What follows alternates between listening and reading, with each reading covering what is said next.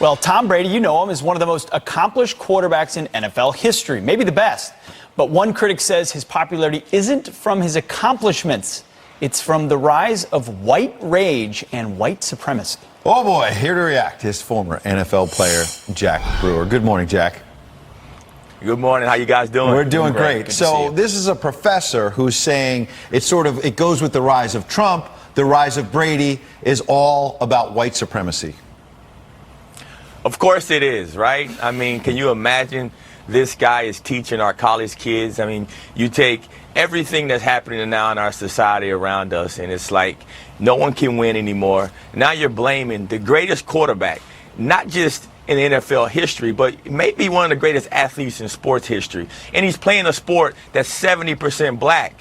So let's ask those black athletes in the locker room with him what they think about Tom Brady. And I can tell you that they love him. They adore him because this man has done something that no quarterback has ever done before. He's earned the respect of the entire league and anybody he's ever played with. And for people to write things like this just because Tom Brady supports the president is sickening.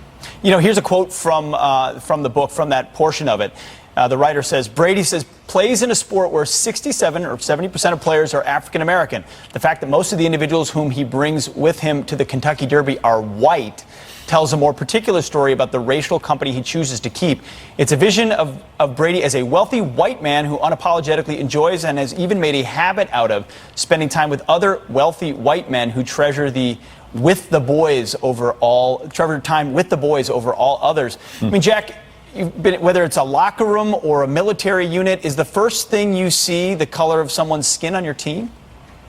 Not at all, and that's what the issue is, Pete.